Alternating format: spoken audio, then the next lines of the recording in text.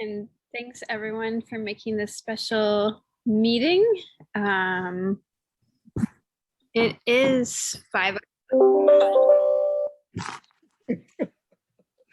It is 5 o'clock right now, so I would like to go ahead and start by calling the order. And we'll just go ahead and do a roll call. Director Matthews. Here. Director Hogan. Here. Director Castellano is here. Director Smith. Here, present. Director Madrone. Director Madrone is not yet here. Director Wilson.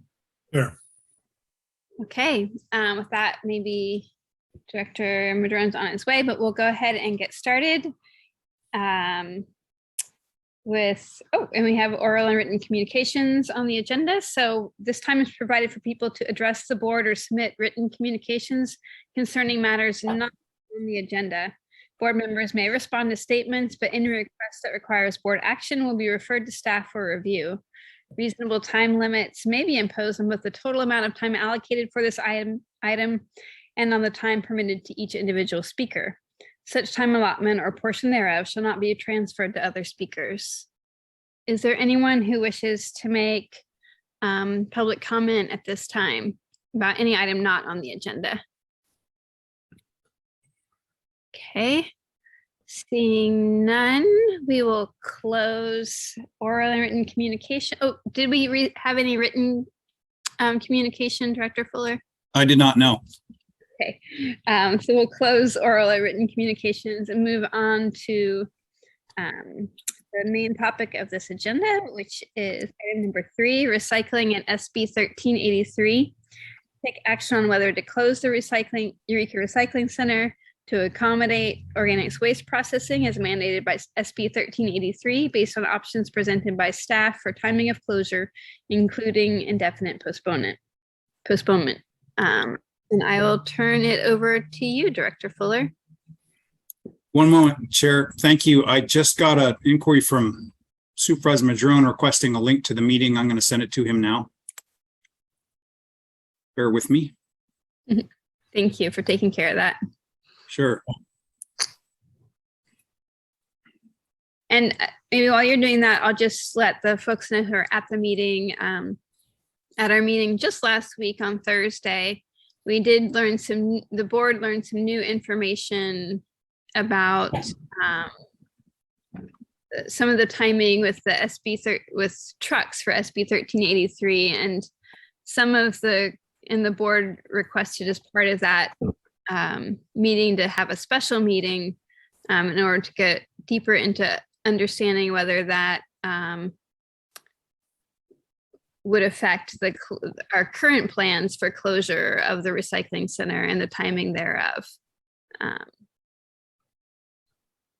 Okay. All right. Eric, can you hear me? Yes. Yep. Do you want to make me host or share? Do you have the presentation up and can you share your screen? However you want to do it is fine.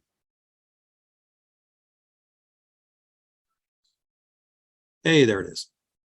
Thank you, Eric. So I put together this presentation yesterday to accommodate. Let me back up and slow down. I'm very tired, so if I speak out of turn, I apologize. Let me also thank the board in advance. I know you all know that have a long scheduled family vacation upcoming, and thank you for accommodating this meeting so that I don't have to think about this during the vacation. Thank you for that. Much appreciated.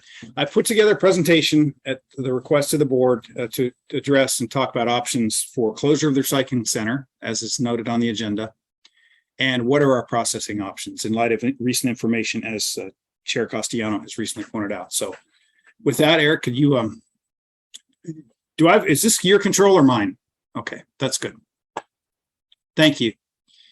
So let's start with background. I think we all know by now, and if not, it's fine. Senate Bill 1383 is California state law enacted to help all of us battle climate change. When organic matter when organic wastes are buried in a landfill and rot, they produce methane. And methane has been scientifically shown to be a super pollutant, 84 times more potent than CO2 in terms of its effects on the atmosphere and climate change and ozone and such. A key mandate of SB 1383 is the requirement that jurisdictions show a substantial effort to divert organic waste away from landfills. Humboldt County does not currently have an organics program. And there are 42,709 tons of organic waste are landfill from Humboldt County residents per year due to lack of a program. Robin Prasker, are you on the call?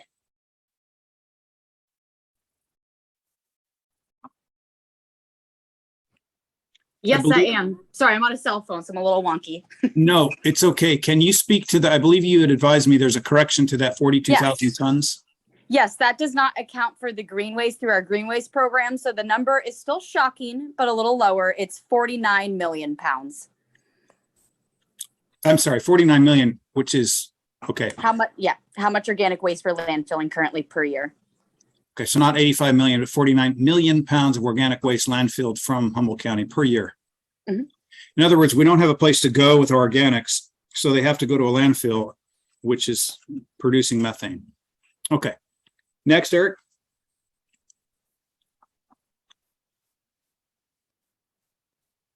So this begs the question, of course, where do we go with all this waste?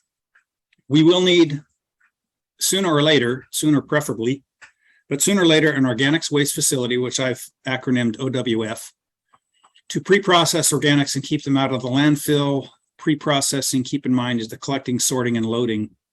It's a necessary step prior to the organic waste then heading to a permitted commercial compost facility for further processing. Permitting is important for the ultimate processing of the waste. We don't have an anaerobic digester or other technology on site in Humboldt County. So for the short term, even if we collect it and sort it and load it out here in the county, we're going to have to truck it out for the short term until we can develop the technology in county. Currently, the Eureka Recycling Center, as we discussed at the May meeting, can be repurposed to an OWF. However, this would require the ERC to be relocated. Obviously, we can't do food and recycling under the same floor in the same space. So the purpose of this meeting is to address the question of what are our options. Option one, I worked with Eric in no small way yesterday to break this down and discuss what is really salient. And this is what we came up with. Option one would be to relocate the ERC, and that's the Eureka Recycling Center. So I'm using the acronym again for brevity. Relocate the ERC long-term, meaning what? Well, we process organics at Hawthorne Street and relocate the entire recycling facility long-term. Brief discussion of pros and cons. The pros are that it's a 6 months, relatively very short time to permit for organics. And Evan will speak to that a little bit later. We have addressed that in some prior meetings. Permitting for organics at Eureka Recycling Center is a relatively short process. If we do food on the floor here, this shows undisputed substantial effort for SB 1383 compliance. So we're Cal Recycle to come to our jurisdictions, member agencies or otherwise, and say, hey, what are you doing for this food? We have rules and we have regulations and you face fines if we don't do it. We can say, well, at Hawthorne Street, we are developing an organics processing, pre-processing facility. So that shows that compliance. It's hard to dispute that. And right now, even though it might be an inconvenience for recycling customers, there are currently other viable options for recycling. What are the cons for this relocation proposition? Recycling customers would be inconvenienced. There are very few properties available that meet minimum requirements. So to relocate long-term, minimum requirements are tough. Long-term is likely to mean a purchase, not a lease, which gets into the financing, which we'll discuss further down. That's option one, relocate the ERC long-term. Option two, relocate the ERC short-term. This also means keeping organics on the floor here at Hawthorne Street, but seek a short-term solution, interim solution for addressing the recycling customers and recycling needs. Again, pros, it's a short-term to permit for organics, same as before. Shows undisputed substantial effort.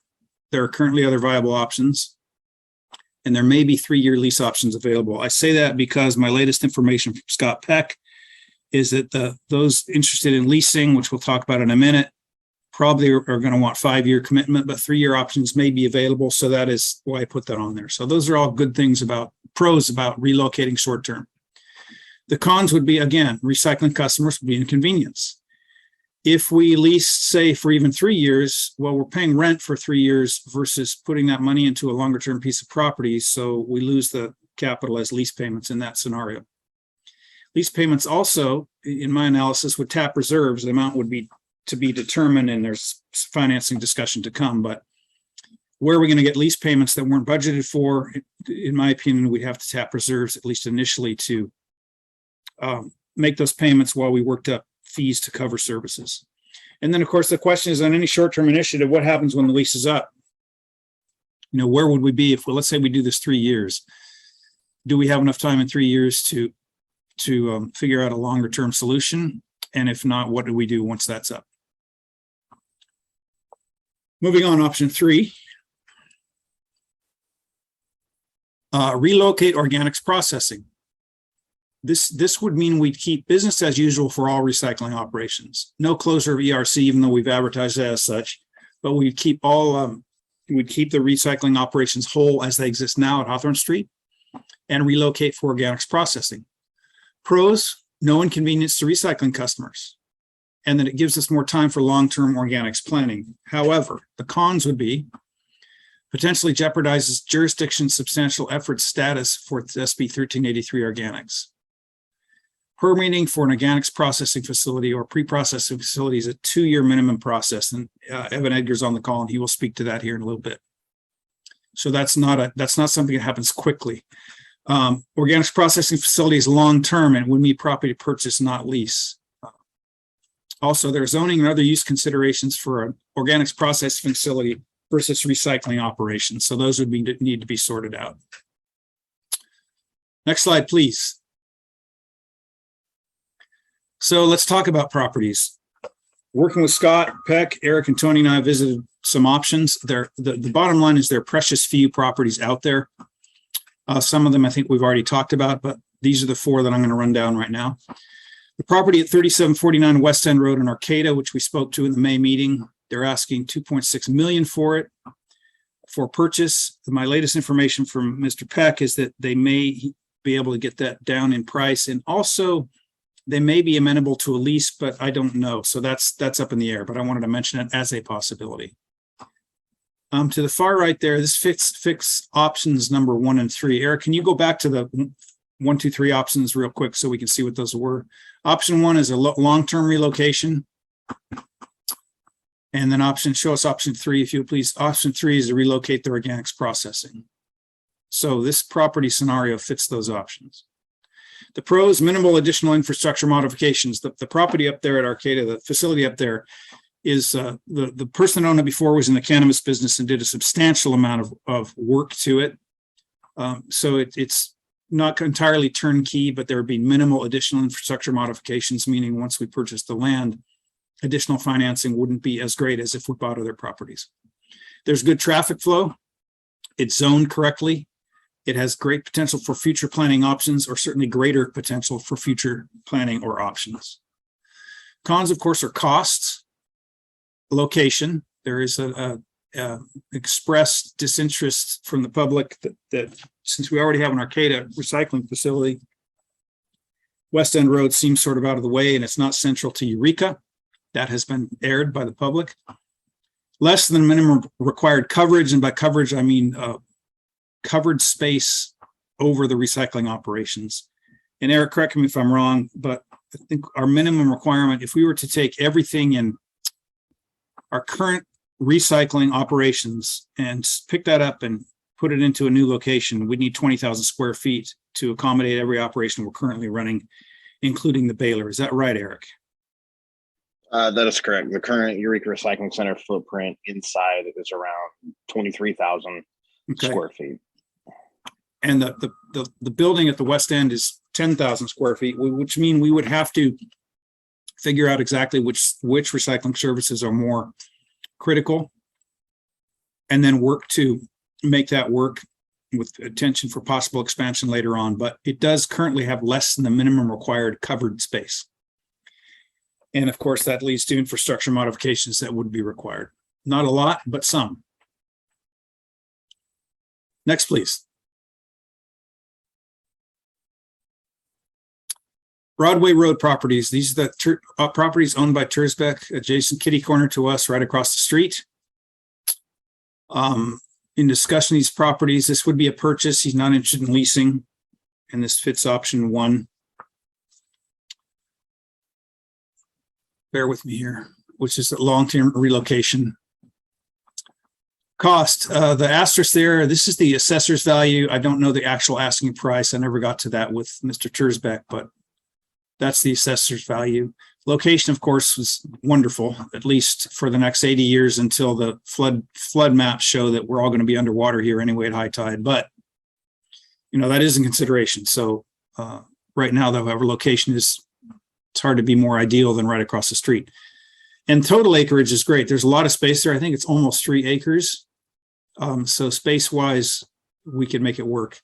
Cons, though, it's environmental. There's an environmental permit still hanging up. And the word on the street from Mr. Tersbeck and others is that it hasn't been officially signed off, but there are no adverse communications to me that there's anything but good news about that. But that's still pending. And so I would be very wary to purchase a property without a cleared environmental permit.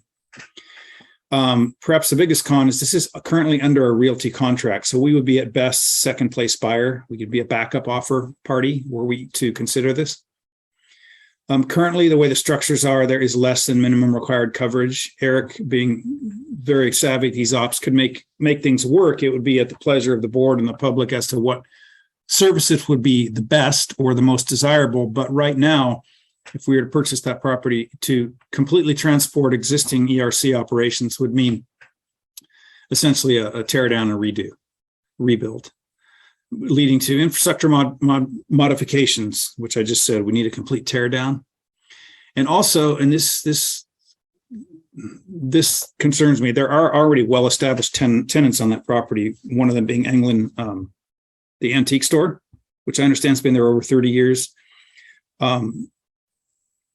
I am not in the business of going to tell people, hey, we understand you've been here 30 years, but we really need to relocate recycling. So we're going to relocate you and good luck. I say that with all heart. I'm uneasy about that. That's a concern. And yes, we might manage to pay tenants relocating fees and things, other fees required by law, but I don't rest easy with it. So that is a consideration.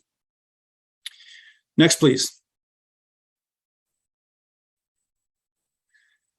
Okay, the next two to discuss leases. So option 2 is short-term relocation of ERC. Again, keeping food on the floor here at Hawthorne Street, but relocate for the short term.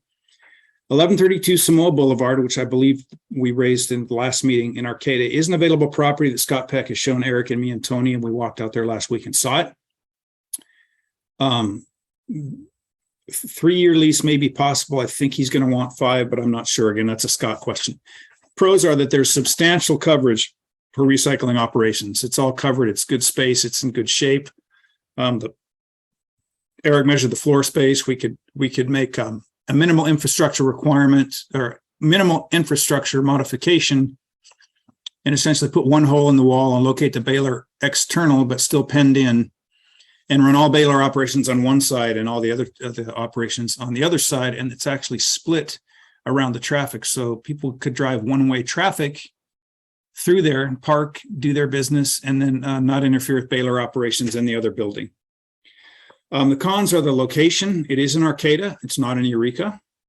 So it's less central in the eyes of, what's become a centralized location to all our constituents. And the zoning needs further investigation. We believe it's zoned correctly for operations, but that's a municipality code, and we need to investigate that to ensure it would be the right zoning. And the lease payments would be about $15,000 a month. Scott tells me for that property, we'd need two months to get into it, and then we'd be $15,000 a month. So that's $180,000 a year in rent payments. Next, please. And the other property is, again, option 2, which is short-term relocation of the ERC, keeping food on the floor at Hawthorne Street. This is 109 West 3rd Street in Eureka. And it's essentially right up the street which is the pro. Its location is very good. Be very familiar, and it is in Eureka. It's very easy to get to. The cons are that it would need substantial infrastructure modifications. It does have, warehousing space, and it is an ex-cannabis operation, but that we would need, for instance, to put a giant hole in one side for pass-throughs in a concrete type wall just to make the operations work. And the flow for internal operations would be much more restricted based on first look than would be the other property would consider. There's very minimal parking space. It'd be very difficult for customers to pull safely off the road and park. Not impossible, but it's minimal.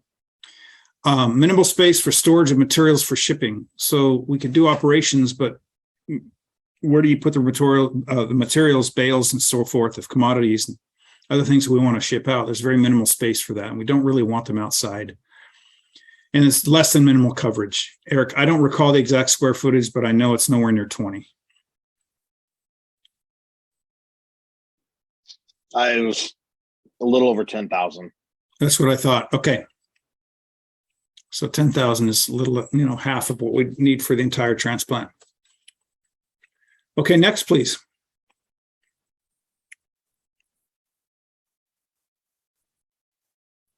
And forgive the slide. I had a little problem with my text formatting, but these are the financing options. These are initial estimates if we purchase. And again, I say initial because but the financing information I have is not carved in stone, but I ran everything as consistently as I could. If we borrowed $5 million, the bank says it through California Special Districts Association Finance Corp. They could give us 4.35%. Their upfront cost would be $75,000, which could be rolled into the loan, $31,000 a month for 20 years. So $380,000 a year, long-term purchase. West bond, this would be a bond issue. They could get us 3.4%. Their initial costs are $150K, which includes that $45K.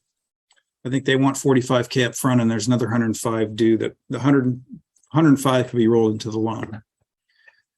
Under those financing terms, total cost per year, $385,000 for 20 years. CalRecycle grants, I believe they're $5 million. And Evan, in a minute, I'm going to let you speak to this. These grants are currently for vertically integrated projects where the pre-processing equipment at an authority-owned location would be eligible if we also own the compost facility where the material would ultimately go. Compost projects need to be CEQA ready. So this is complicated and it would be a longer-term option. Let me just finish this slide, Evan, then I'll let you jump in on that. So my comments of financing, 20% down payment for any purchase. That's the information I'm getting from lenders.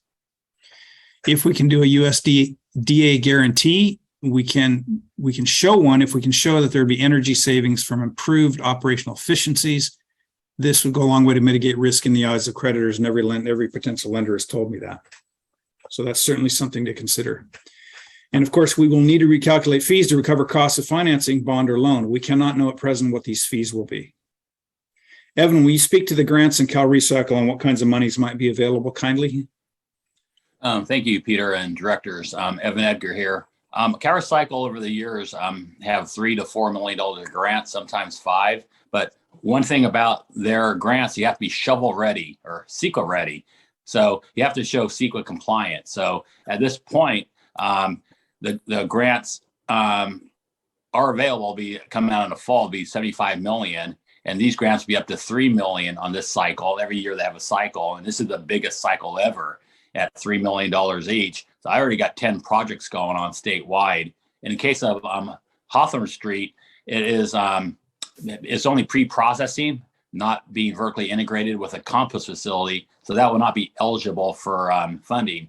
If Humboldt was going to have a facility in county and it was CEQA ready, you'd be able to get up to $3 million on this round. Future rounds, sometimes it's $4 million for anaerobic digestion, but it does vary every cycle. And more money's coming. The cap and trade money and the governor and the circular economy is doing a lot of investments into CalRecycle in order to build infrastructure. Plus this year there was $60 million to local government and grants in order to help staffing in order to get the party started with 1383. At this point, there won't be any CalRecycle grants available for the current projects at hand. Thank you, Evan. Here, could I have the next slide, please? Key Cal Recycle SB 1383 enforcement language. This is right off the Cal Recycle website. Substantial effort. We talk a lot about that. Evan's talked about that. The jurisdictions have learned what this really means. This is not, the best metaphor I can come up with is we're not throwing wet paper darts at a charging rhino. We have to take this seriously and move on it. So if the jurisdictions are not doing that, have not done everything within its authority and ability to comply. Substantial effort does not include circumstances where a decision-making body of a jurisdiction has not taken the necessary steps to comply with the chapter, including but not limited to failure to provide adequate staff resources, failure to provide sufficient funding, or failure to adopt the ordinances or similarly enforceable mechanisms. If a jurisdiction does not demonstrate they have made a substantial effort, they would not be eligible for the extended compliance deadlines. However, Cal Recycle will consider the totality of circumstances surrounding a jurisdiction's compliance prior to issuing NOVs. Source is there for anyone who wants to read on the Cal Recycle website. Peter, Evan here. I did take Yes. opportunity to share with Cal Recycle staff. There's a new staffer. Spencer Fine was a liaison for a lot of years, and Kathleen Strictly is now the Cal Recycle liaison. And she's around Sacramento for the last 20 years. She's a veteran. And I did share with her the schedule that I did. We talked about last week, whereby with a permitting schedule up to 6 months to permit the Hawthorne Street, to have a upstart commercial urban core sometime in 2023. But by 2024, have a county-wide jurisdictional collection. And even with that supply chain schedule of 18 to 24 months, if you were to order trucks in the fall, she got that. And this is reasonable. Statewide, I have a lot of other clients in a lot of jurisdictions, and starting a program by 2024 is somewhat of a substantial effort.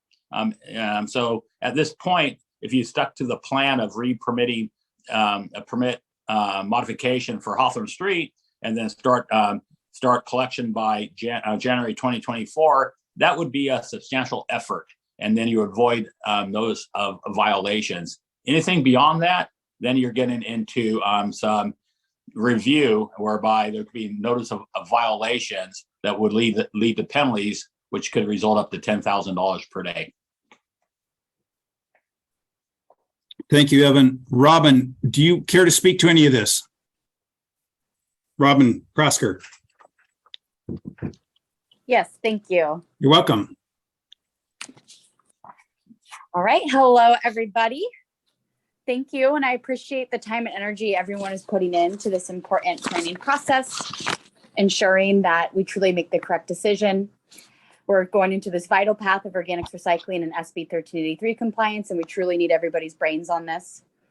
Let me tell you, there has been exemplary time, energy, and smarts put into this process to date. Back at the end of 2020, during the earlier leg of the pandemic, we are still in, many of us still working from home. Our Solid Waste Local Task Force created an ad hoc committee to begin the very early steps of understanding what compliance would look like in Humboldt County, recognizing that a regional approach is economical, inclusive, and makes sense. It means that we're not reinventing the wheel individually. It means that we're joining our collective powers and resources, which makes us stronger together. And we've done a very good job of that to date and continue to. Definitely want to give a special thanks to the city of Arcata, Fortuna, the county, and our Eureka team, along with HWMA staff who met monthly on that ad hoc, developed the scope, RFP, and subsequent vetting and award process, which resulted in Edgar and Associates technical assistance that we're still using today. Since then, the path has become complicated yet clear. Before any organics can be collected or transported to an appropriate processing facility, the material must be pre-processed, remove contamination, and separate the green waste, which is under contract to West Green until 2027, as Peter touched on. Our consultant has recommended that this pre-processing activity is best to occur at the HWMA Recycling Center to maintain a path of compliance, as we've reinforced tonight. There should absolutely be more effort into picking the right spot for the relocation of the recycling center, whether it's temporary or long-term. The gravity of our decisions will affect many and will go on to affect folks for decades. The recycling center has risen to the top due to the expedited ability to permit the facility, and expediting processing of organics will be directly tied to reducing methane and combating the effects of climate change. This is why Eureka and many other city staff from member agencies support and agree with Peter's recommendation tonight to relocate the recycling center on the short term through a lease. Meanwhile, a more permanent facility is sought.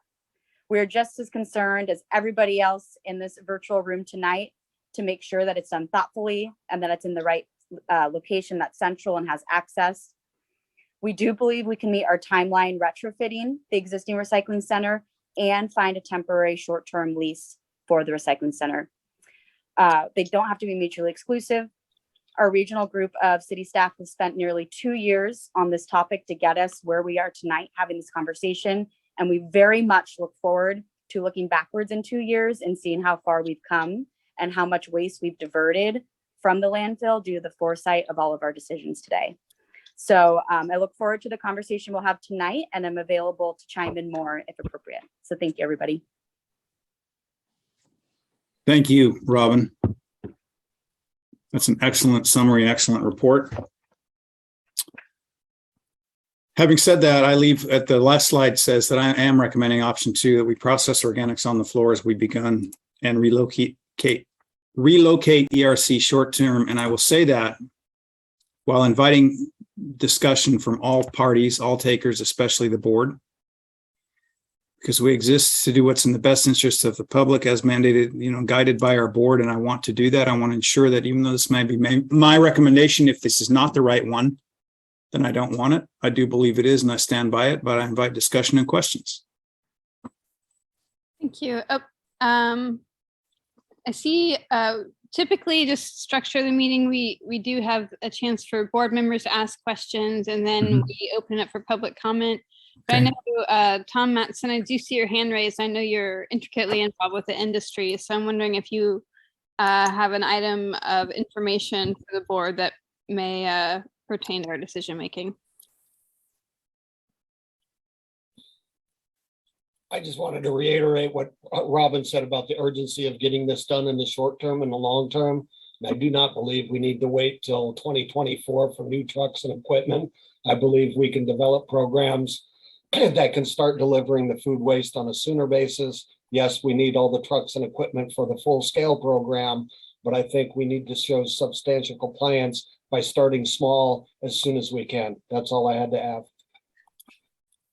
Thank you. Okay, I'm going to turn it over to the board before, thanks, Tom. Before we take any more comment, just for board questions.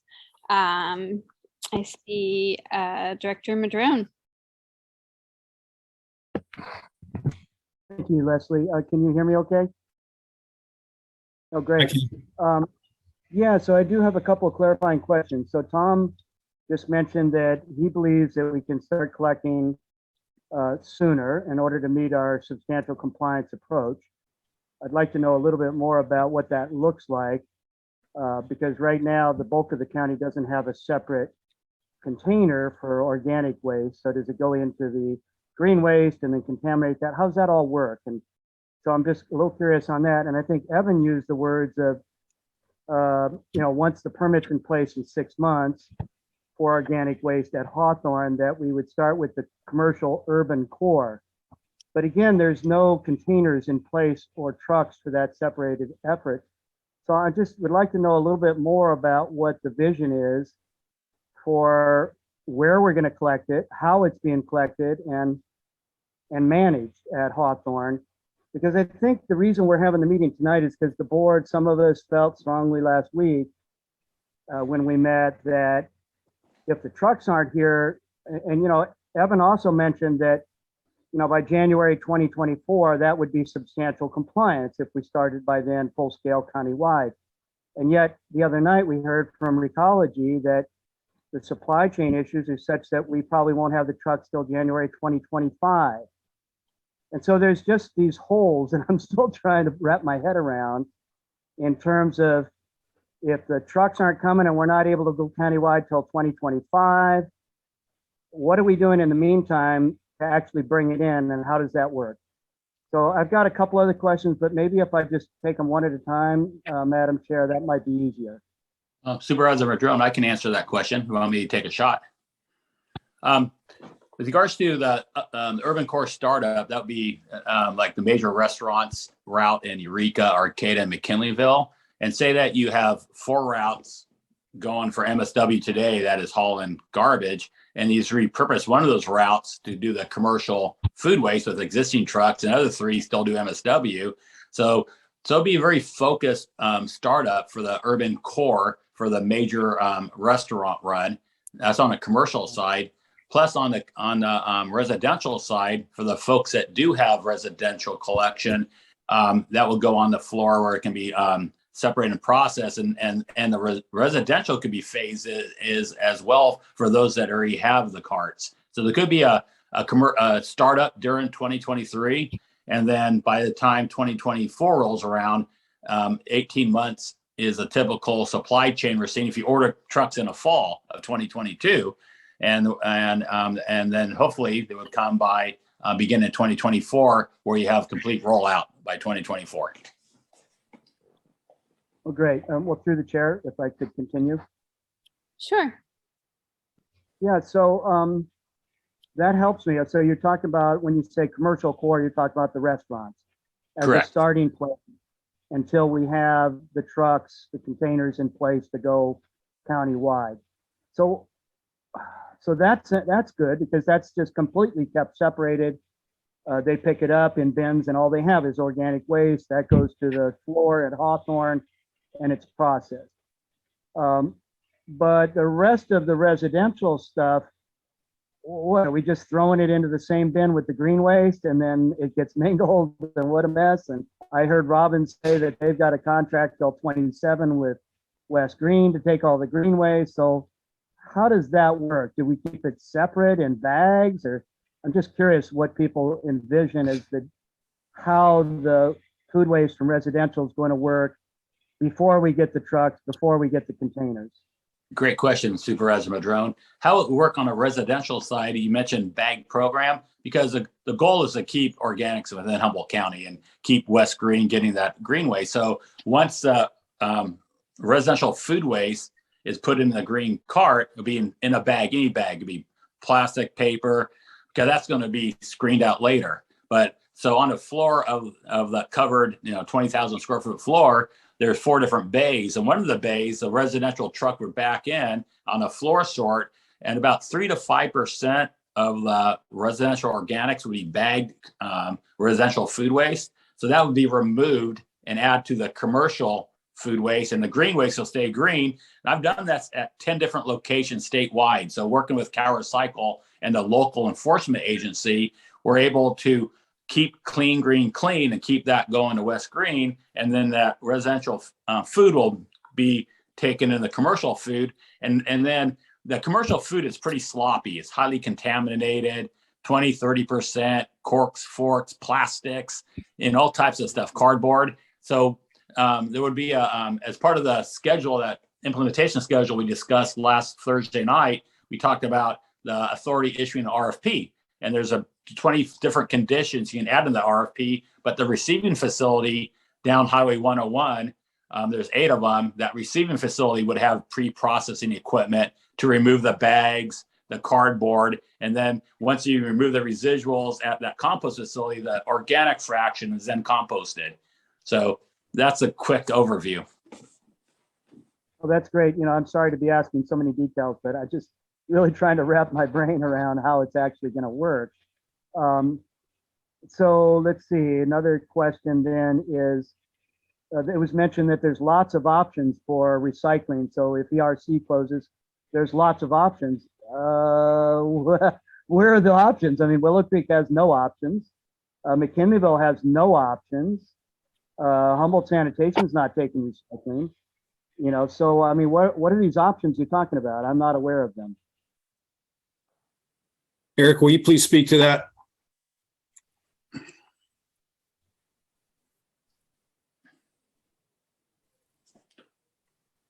Director Madrone, so when Director Fuller talks about options, he means that there are other options for each item that we currently take at the Eureka Recycling Center. They may not be convenient and numerous, especially for certain items, but we've worked with Humboldt Sanitation and Recology to ensure that residents have at least the ability to drop off certain items. So Freon appliances, Recology Eel River has already signed on to accept those. I'm working with Humboldt Sanitation as well to possibly get a satellite site up there to train some of their staff so they can take an additional load compared to what they currently take. TVs and e-waste, both locations, Humboldt Sanitation and Eel River Recology take those now. They're going to continue to take those in the future. Your recycling material, I don't know exactly if Humboldt Sanitation and Recology take it the way we do, which is two different ways. We obviously have the single stream recycling at the Hawthorne Street transfer station, so that material can come in unsorted and it's dropped off at our bins for a reduced fee. Currently in the recycling center, we take it source separated, which means you can bring your cardboard in separate from your glass, your plastic, stuff like that. And that's a no charge option. We are only getting rid of the no charge option in this scenario. We are still going to operate the source, the single stream recycling at the Hawthorne Street transfer station. And I do know that Humboldt Sanitation and Recology Eel River do take recycling materials. I just don't know how they like it to be prepared. We did put out a flyer giving their information out to make sure that people call ahead before they make the trip. But there are still options for all these materials. So you're saying that you're going to continue single stream at the Eureka Hawthorne Center? That is correct. Oh. So when you say closing Eureka Site Recycling Center, there are certain components that will go away, but there are certain components that are going to stay, like That a is correct. single stream. Yeah, and so like the other items that you described, yeah. all the activities that lie within inside the Eureka Recycling Center footprint will go. So e-waste, TVs, Freon appliances, source separated recycling material, stuff like that. Everything, all the activities that still happen at the Hawthorne Street transfer station will still continue. So the source separated recycling, mattresses, carpet, our household hazardous waste facility will still be open to the public. And we've worked really hard with Recology Eel River and Humboldt Sanitation to see what they can take, and also for them to understand what type of generation they're going to be looking at. Because we do have the lion's share of generation of some of these items. So we've worked very closely with both of those transfer stations as well. Great. Yeah, I don't think Humboldt Sanitation is even doing a single stream recycling. I don't think there's recycling going into the garbage right now, into the waste. There's no separation. There's no option. There's no bins. So that's, in northern Humboldt, everything north of Eureka, there's simply no other option for any of that except to go into the garbage is currently what I believe is occurring. Now, I could be wrong, but I go to the dump regularly with loads for trash bashes and other things, cleaning up the community. And I don't think there's any recycling at Humboldt Sanitation currently. But at any rate, so what costs more, building a food waste facility to manage organic waste, or a recycling center to set that up? Which one of those costs more? Are they the same? I would say that Eric, jump in, or Eric and Evan both, but I would say that the food waste, if we're going full Monty with a food waste processing, it's going to cost more than a recycling center.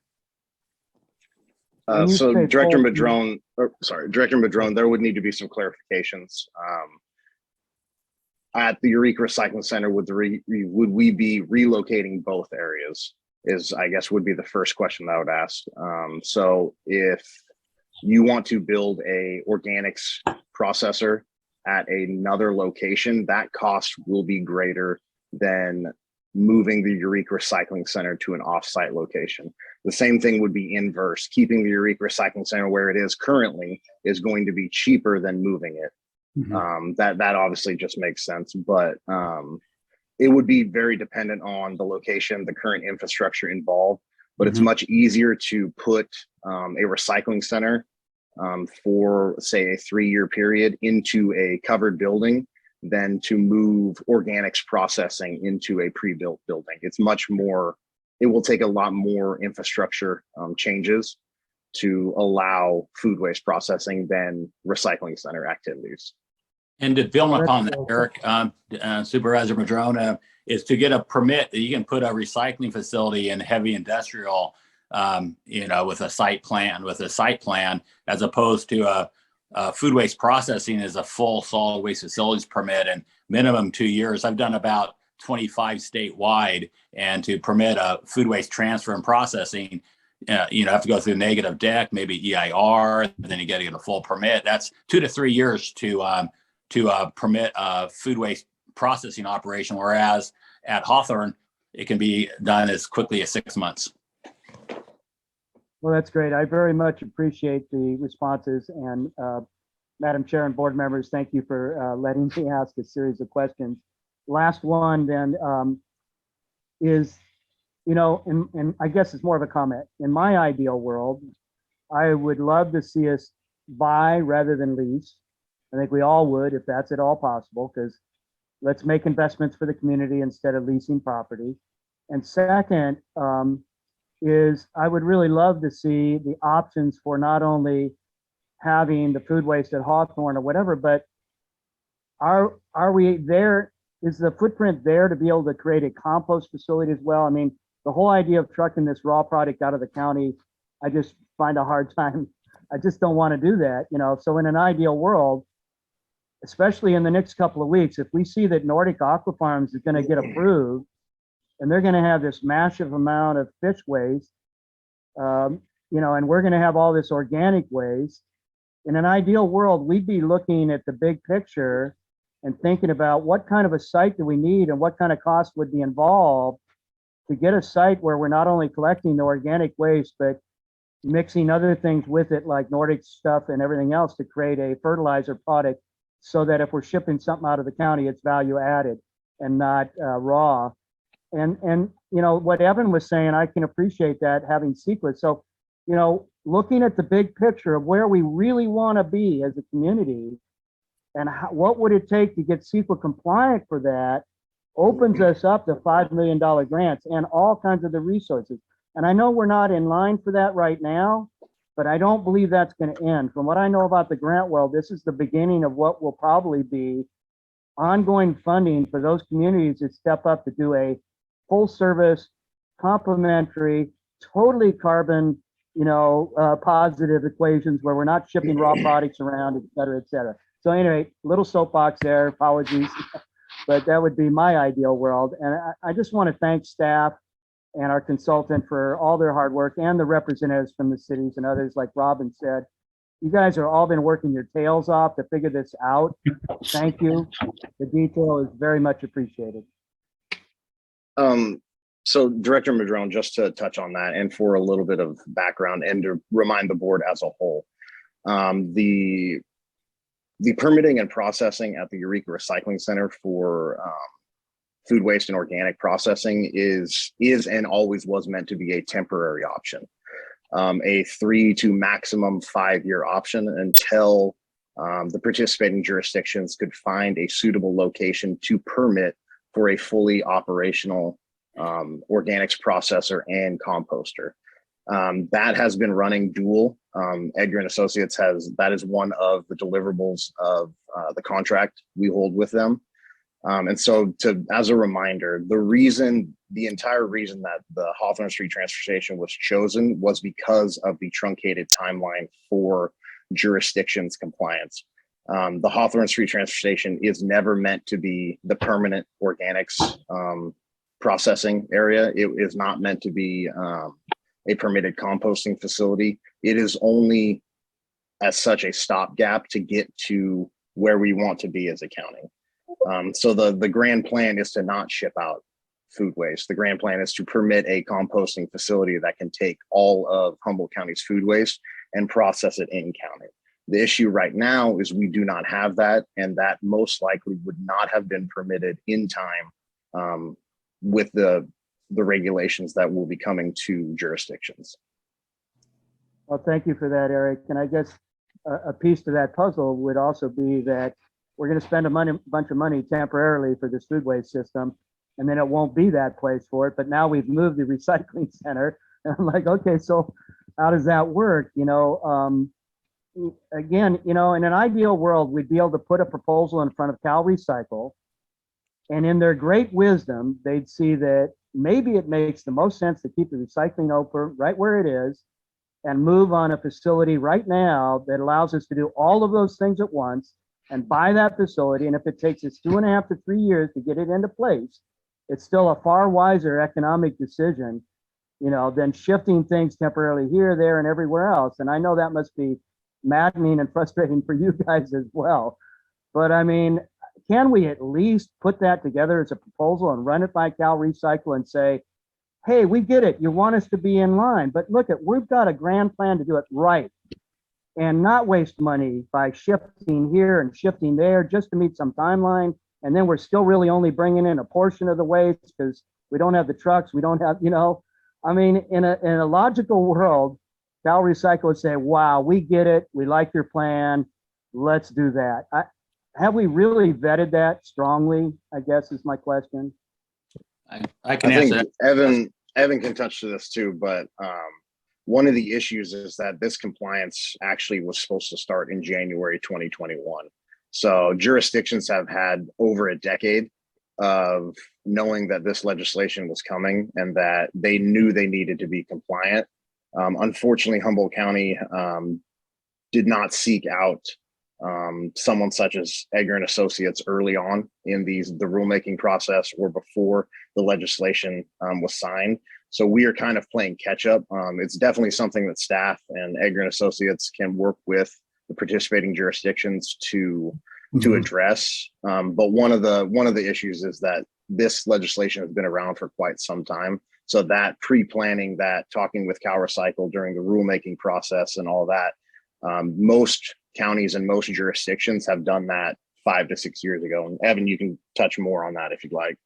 No, Eric, excellent. That's a A+ answer. Exactly the case. Doing this statewide, I've been working on compost facilities from up and down the valley, from Tulare to Ventura, and they've been on it for quite a few years. So Humboldt has been lagging behind, and the expectation was that everything's supposed to start already by now. We bought a year with SB 619 with a notice of intent to comply, and so that was started in 2023. But then, with the supply chain issue, we can eke up to 2024. So that is expectations that anything after 2024, Cal Recycle will be issuing notice of violations in order that would enforcement from state happens in 2024. So 2024 is like the last chance to really, get a program in place. And after that, you're rolling the dice on what would be acceptable, but you would be getting notice of violations on or after 2024.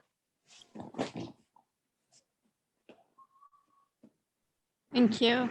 I'd like to see if and thanks for all the insight, everyone, if other board members have questions. I Matthew. guess how is this gonna affect the staff right now, closing the recycling center? Is that gonna affect their day-to-day jobs? Or are we not gonna have to, we have to lose people, or so what's the staffing gonna look like, I guess is my question. Well, nothing, we're not going to lose anybody. Staff would be reassigned to different duties depending on where what the duties are. They're going to be sorting food or they're going to be working recycling. Eric and I have had preliminary discussions around that. Eric, will you please chime in here and make sure that I'm on ball with this? Yeah, so currently we will retain all staff that we currently have employed with the transition period of closing the Eureka Recycling Center and prior to opening the organics processing facility. Staff will be assigned to different parts of operations to better cross-train. We've done this in the past as well. We've made it a mission to cross-train as many of operations staff in different divisions as possible. So several staff members will be assigned up at the Cummings Road landfill to learn operations up there. Several will go to the hazardous waste facility, and several will go back to the transfer station where they've cross-trained before. It'll give us an opportunity to better flesh out the flexibility that staff has at the authority. Thank you. Director Matthews, did you have any other questions? Not right now, but somebody's other question might trigger. Yeah. Director Wilson. Yes. I appreciate Supervisor Madrone's questions. I've asked these before, and this is the first time it seems like we've gotten some clearer answers. I wasn't aware that this had been, I guess it says it, that it's been there for a long time, but it isn't until fairly recently that this 1383 has gotten into a serious discussion. And this is, to me, this is about the most serious one, with answers and explanations as to what we're trying to do as far as like the ERC taking, being a temporary option to be replaced by a permanent facility to process all in-house. Because that's been I've asked it several times, who foots the cost for all of this? Is this HBMA that's bearing this whole cost of relocating, converting, and doing all of this, where all the other agencies are bringing in waste? Riadell is not the big, we've got a delay because we're a little outfit, and we're in great shape as far as as the recycling center, because we're just up the street from ecology. So I mean, that's great for us, but it's not so much for the bigger municipalities like Arcata and Eureka have got to deal with how they're going to get their waste picked up, processed, and handled. So I guess I'm pleased with the fact that this is getting more serious in the discussion, but I don't have a real short-term answer, because it's, again, as Supervisor Madrone said, we're doing a lot of shuffling around to move Peter and Paul back and forth with each other. And then the explanation tonight is we should have been doing this, or at least HWMA and the local jurisdictions should have been doing this 5-6 years ago. So I think we created our own hole, and now we're trying to figure an easy way out. And I don't think it's going to be an easy way out, particularly for the recycling folks. They're going to be inconvenienced to pick up whatever way they want to get rid of their waste. And if that's trucking their e-waste or their worn out refrigerators, either they pay the person they're buying it from, or they foot the bill to take care of that. It's not HWMA's responsibility to solve all of the problems that should have been solved when you bought your new piece of junk to replace the old piece of junk. That's probably all I got to say. And Director Wilson, you're absolutely right. The jurisdictions and the mandates that come along with the legislation lie directly with the jurisdictions. They don't lie with HWMA. So HWMA is not going to be responsible for any type of compliance. This is all a jurisdictional mandate, and the jurisdictions will be the ones forced to comply or have fines levied against them. And Evan, you can touch on that a little more if you like, or just confirm. But yeah, Director Wilson, you are correct. This is not HWMA's jurisdictional burden, if that makes sense. Well, Eric, are these heavy fines, and Mr. Evans can answer that too, are those individually for each city, or is that a county? $10,000? Yeah, it's individual for each jurisdiction. So if Rio Del is compliant, Rio Del would not receive jurisdictional fines. So they are based jurisdiction to jurisdiction. So Rio Del would receive those fines. If they are non-compliant, yes, they may receive fines. But say the county, unincorporated county, was not compliant, but Rio Del, the city itself, was compliant, Rio Del would not receive fines in that instance. Does that make sense? Yes, sir. Okay. Thank you. Yep. Thanks, Director Wilson. Supervisor Madrone, I'm just going to let other people have a turn first. Director Hogan or Director Smith, do you have any questions? Yeah, I do. So in looking at the option 1 and 2, the either long-term or short-term, staff recommends the short-term lease option, but in the review of the 2 properties, at least right now, that had come up that you were looking at for lease, neither really seemed like a great fit. Definitely the Samoa Boulevard seemed like the better fit out of that. And so is the thinking there just mainly that we want to get into somewhere that's fairly suitable and adequate while we look for the ideal long-term spot? Is that kind of why we're leaning towards option 2? Thank you, Director Hogan. That's exactly what I was thinking. Yes. Okay. Of the lease options available, this is the best one and the most amenable to what we could get into right away, and with minimal interruption in services to our constituents while we work on long-term. Okay. Because in option 1 with purchasing for more long-term, the West End Road property, sort of similar to the Samoa Boulevard lease option, also isn't ideal and is expensive, and it locks us in long-term. So option 2 is preferable because it's, even though it's still not totally ideal, it doesn't lock us into anything long-term. It gives us some time to find an ideal property. Is that accurate? Yes, I'm sorry, the 3749 West End property. Did you just say that? Yeah. So that one also isn't totally ideal. It would need some modifications, like the square footage isn't right of the covered area. Yes. And so it's not totally ideal. And so we prefer a short-term option with leasing until we really find an ideal space. Yes, thank you, Director Hogan. The thinking is that the leasing, it's a short-term option that buys us some time, even at the expense of some rent payments, but that is correct.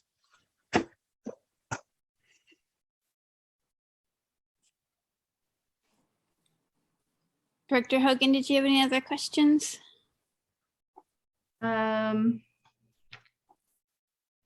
I guess my only other thing is with the other recycling options. I just wonder how, it sounds like, Eric, you've been doing a lot of work on kind of investigating the other options. It just seems like it's really like we're trading one thing for another. We're going to get great with the organics, and then I just wonder what the implications are of not having it at one central location like we do now at Hawthorne Street. And yeah, so it's just a comment more than a question, but yeah, thank you for your work in trying to coordinate and find other options for people. And I'm sure we'll be needing to put out press releases and PSAs to let the public know. So Absolutely. okay, thank you. Director Smith, did you have any questions? You're muted.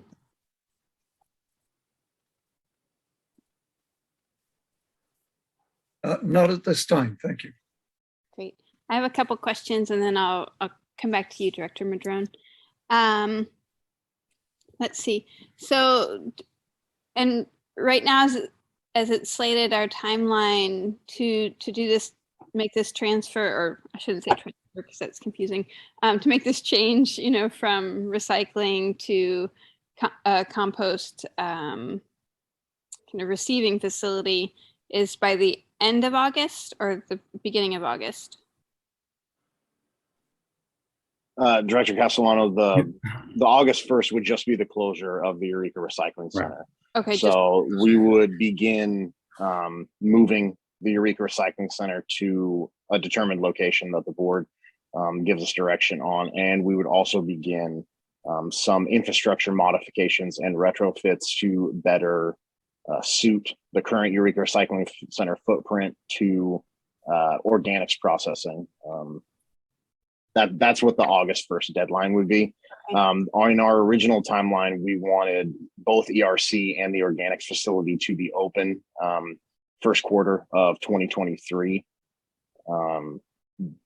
We would need to come back probably at the next meeting to give you guys an updated timeline, as we currently will not meet either of those timelines for obvious reasons.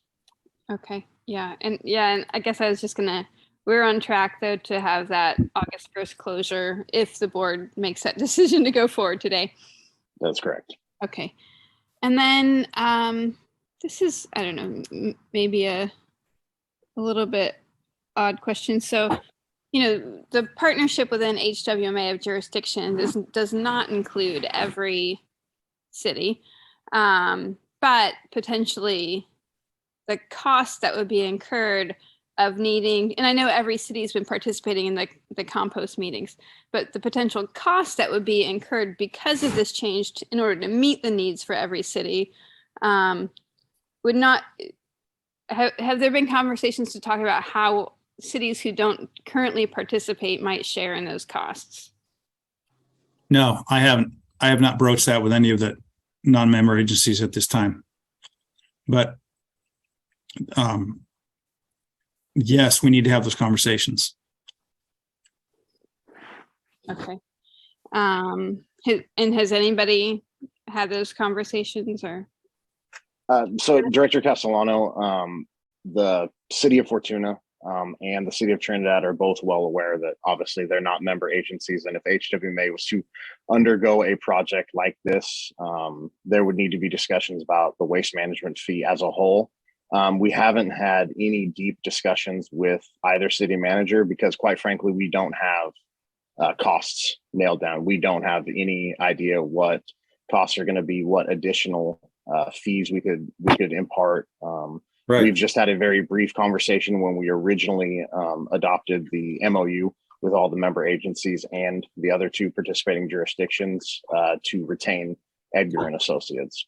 So there was a very, very brief conversation about that originally when we retained Edgar and Associates, but we have not touched on it again just because we simply don't have costs. But yes, a complete rework and a relook at the waste management fee structure would probably need to be done. Okay. But it seems like they're at least amenable to engaging in the conversation since they've been coming along. That's one of the best things about this entire project, although I realize that it's had its struggles and we're a little late. But it's one of the first times that every jurisdiction in the county of Humboldt has worked together in the solid waste area. So they have been very amenable to working with us. Evan has had no issues working with them as well. So it's been very good. Great. And then Evan, you spoke to grants for composting facilities. Are you aware of any grants for recycling facilities? Yes, a couple things on a compost facility. You have to be permitted and for equipment. And I did go by Wes Green's facility last time I was in town, and he would be a qualifying facility because his grinder's out of date and he may need a new one. So I'm in contact with Wes Green to maybe get in some new equipment there, like an electric grinder. And so he would be a qualifying and for that. So that is one option. And then of course, with community compost, we have directed to the community compost with Full Cycle and the Worm Guy towards a $5 million grant coming out in this summer, where you get about $30,000 per facility.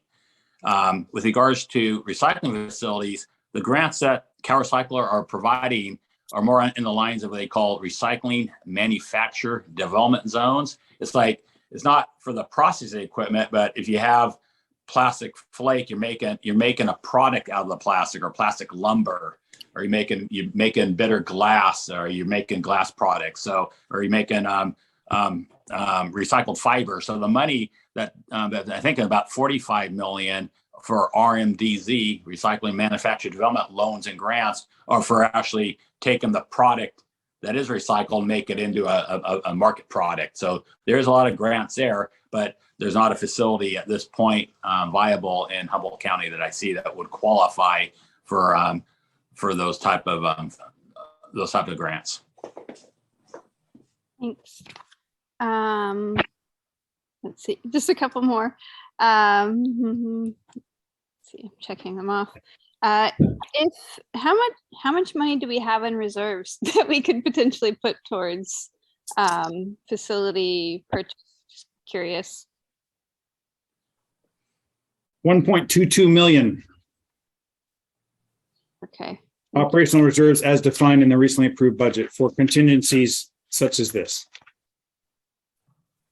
Okay, and assuming we wouldn't want to spend all of that money. So, Now, preferably, absolutely not, but yes, agreed. okay, great. And then I think last question. Two more questions. If we were to delay everything 6 months, would there be consequence? And maybe this is a question for Evan Edgars. Would there be consequences to the jurisdictions for that? Yes. What would happen after 2024, and they'd be getting notice of violations. For right now, with the schedule I presented Thursday night, that seems reasonable and making a substantial effort by starting fall on and by 1/1/2024 with a phase in for the commercial zone to kind of get that going. So right now, if you were to delay it 6 months, it would be if you follow the, there's a 4-page document that Peter alluded to and Robin as well about what happens with a notice violation. You get another 90 to 180 days to kind of make necessary steps, but you can't put on, you're not on a corrective action plan if you don't make a substantial effort. And it would be viewed from CounterCycle that by further delay would not qualify as substantial effort because it's not failure to, in a PowerPoint presentation, talk about not having adequate staff or sufficient funding. So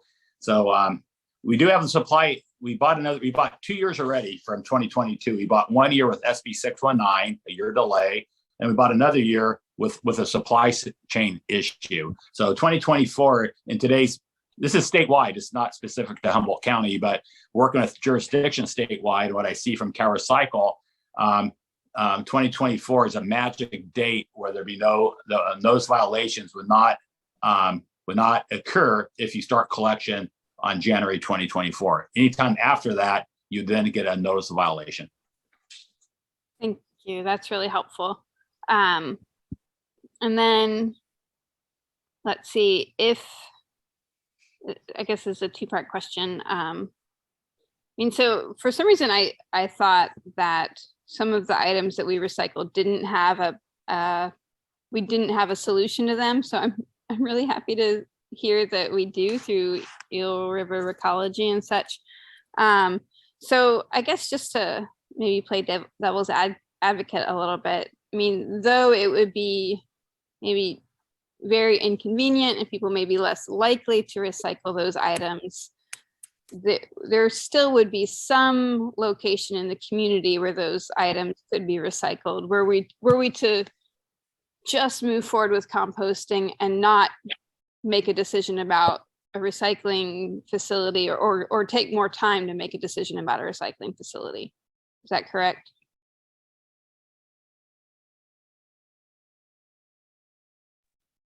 I think that's for you, Peter. I'm sorry. Yes, correct. Okay. And then sorry, I'll stop after this. No, I'm sorry. Apologies. If we do purchase a building, the timeline for getting all that funding in place would be 6 months. What would you imagine the timeline for that to be? I would say right now, at least 6 months. Okay, so six plus. I would say 6 to 12 months Gotcha. for the financing. Okay, I'll turn it back over to Director Madrone. Good questions, everybody. So $1.2 million in our reserve. Leasing the property. So if we look at option 2 of the short-term lease, which is the recommendation before us, it's looking to me like this is a 3 to 5 year process probably to find an adequate facility where we could truly compost. Because right now we're not composting. We're just going to collect the waste, organic waste, but we're not composting. So we shouldn't even use the word compost, right? Because we're not composting.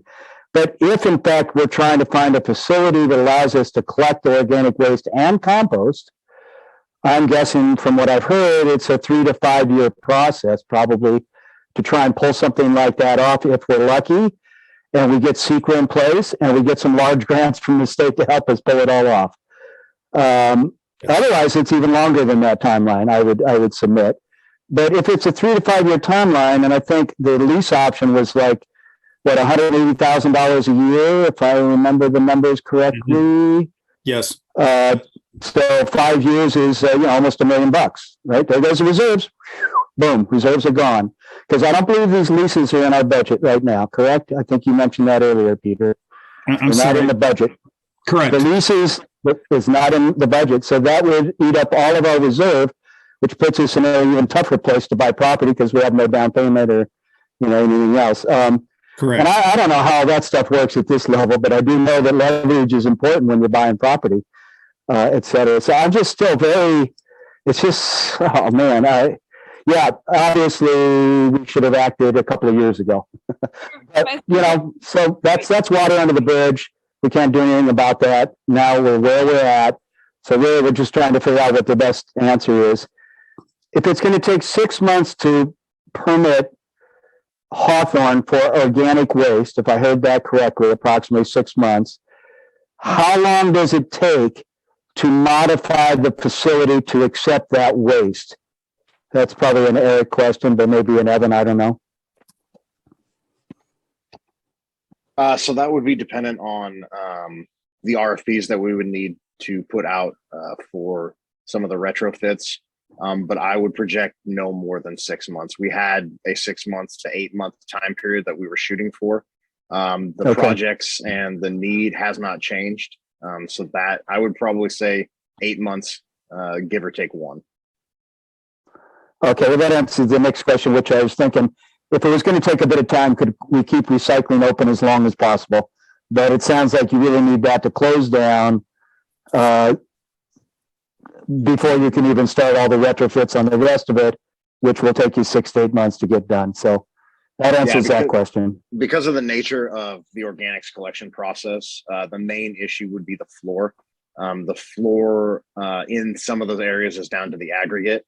And would need a complete resurface, very similar to what we did with the household hazardous waste facility in 2019, 2020.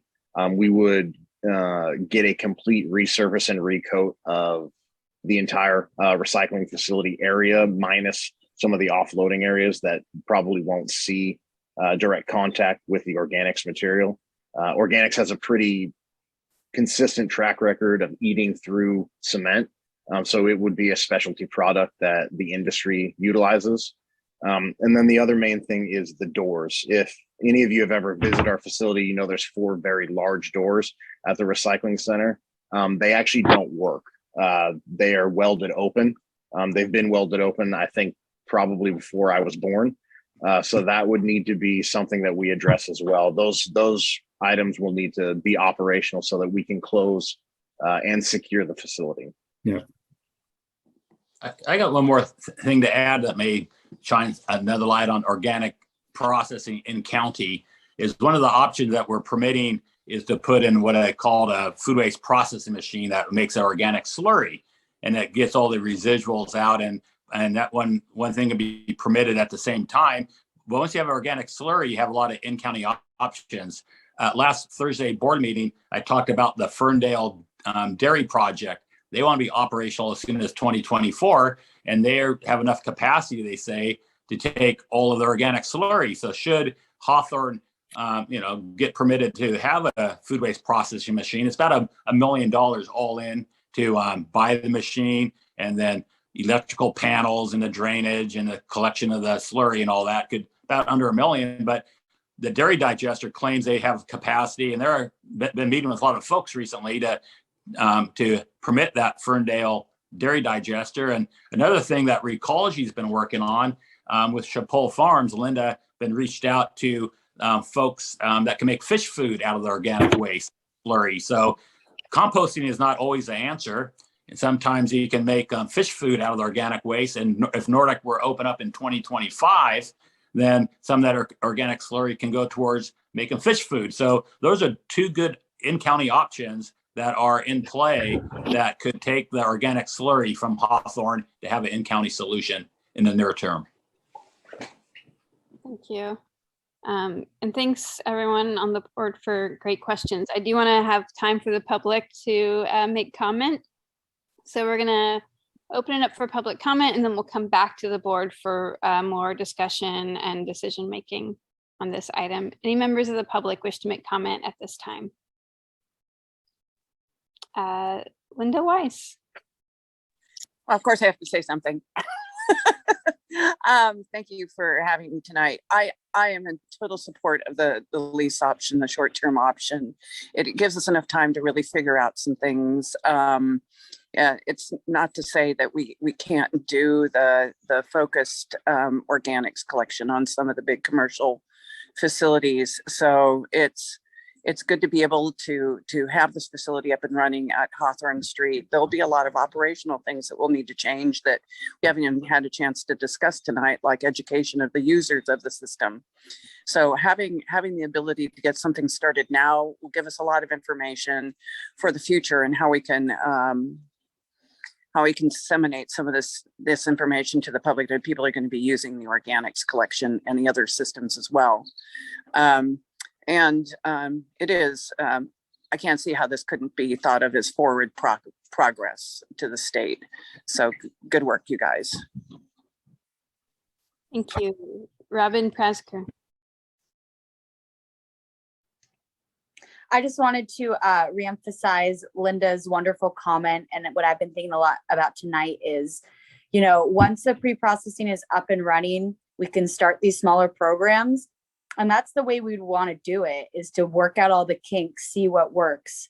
So I couldn't imagine us starting service for 100,000 people tomorrow. It just wouldn't make sense. The contamination monitoring will be big, and being able to do that in bite-sized pieces at first is going to be pretty ideal. So I definitely want to emphasize that starting small is not a bad thing. Starting small is a good thing. Thanks. Thank you. Any other members of the public wish to make comment?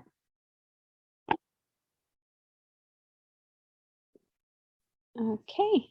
I will turn it back over to the board now for deliberation, discussion, and decision.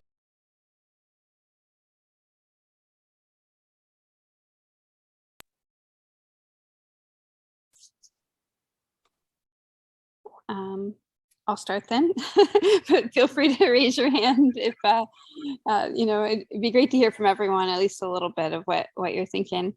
I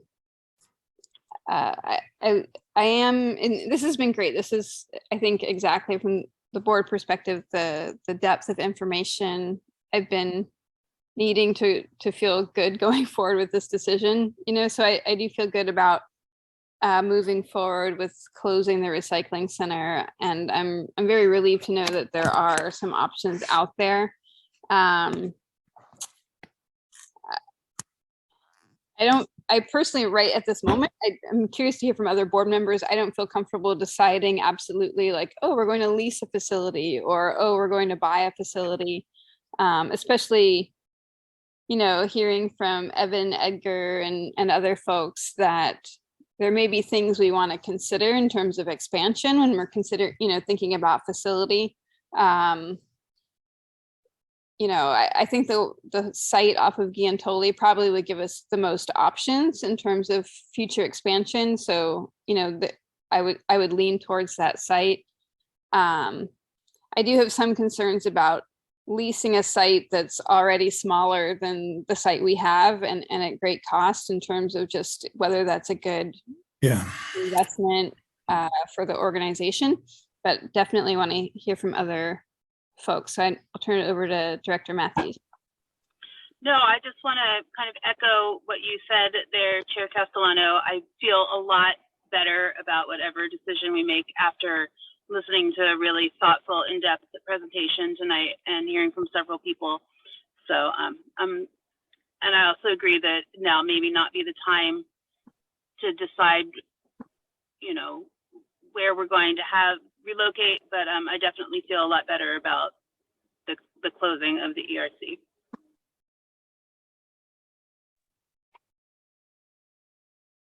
Does anyone else on the board wish? Oh, Director Madrone.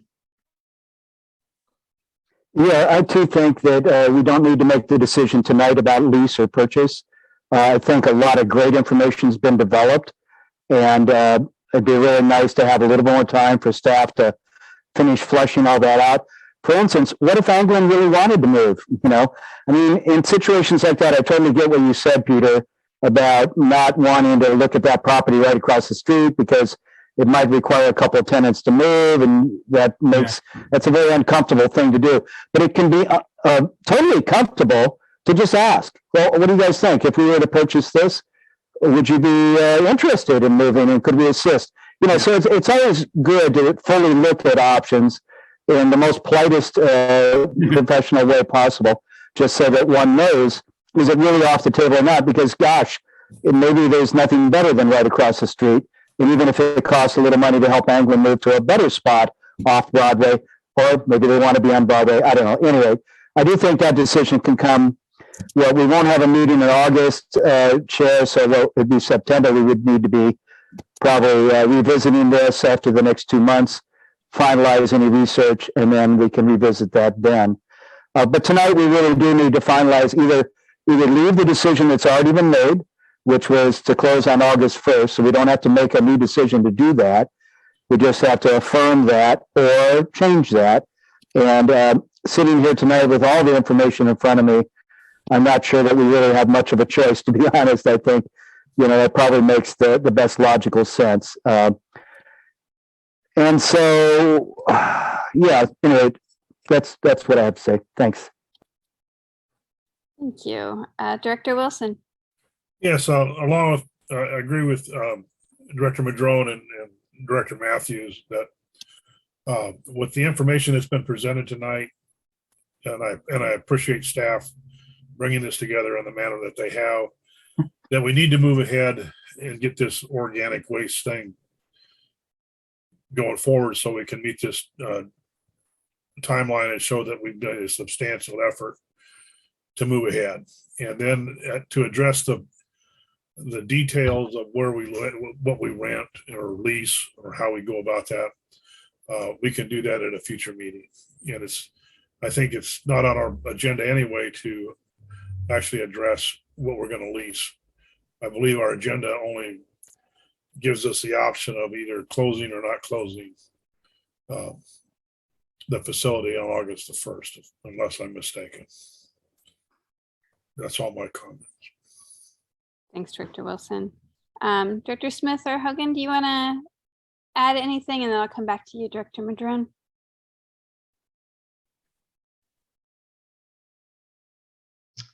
I guess just because we're not going to have another regular meeting until September, we do have the ad hoc committee, and maybe further discussions could happen there. Could be a mechanism. It's a great idea. Director Smith?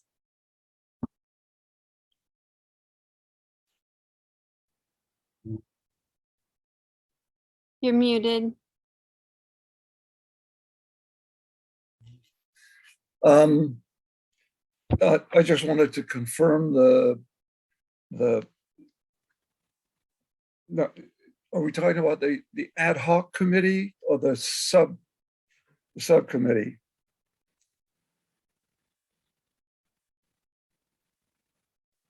I think the ad hoc committee is the subcommittee.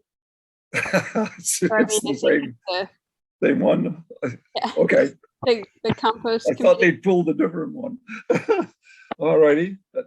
Well, I have the meeting down for tomorrow afternoon. For the composting. Yes. Yeah. That is correct. Still running. Okay, good. Yeah. Yes. And just for the information, and maybe I wasn't clear, just for the information for the public, the board does have two kind of separate subcommittee ad hoc committees going. One specifically looking at properties, and of that one, Director Hogan, and myself are both on that committee. And there's another committee looking specifically at composting, and that's Director Matthews, Director Smith, and myself. Just for clarity around that. Great. And Director Smith, did you have any thoughts on the conversation we've had tonight that you want to add in before and then I'll go back to Director Madrone? No, I don't think so. Thank you. Okay, Director Madrone. Thank you, Madam Chair. So I thought Linda made a really great point about education. I think we all know that we're going to need to have quite an educational push here really quickly. If we're closing Eureka in 2 weeks, we need to alert the public to that. And I'm sure there's some plans for that. I know Tom Matson also had some possible resources to help with some educational outreach type of stuff. At the compost subcommittee, we actually talked about possibly doing a flow chart that helps show everybody where we've been, where we're going right now, where we hope to be in a year or two, just so that people can understand the bigger picture of how all of this is going to work with a narrative. And I know Peter talked about some roadshow stuff, getting out with the communities and all that. But I think that educational component is going to be crucial, because I know my phone starts ringing off the hook when CRV shut down. I suspect we'll all be getting lots of calls again. So anything we can do to try and get out in front of that. And again, I know staff have been working their tails off. Thank you for all of that. A lot on the table right now, a lot happening all at once.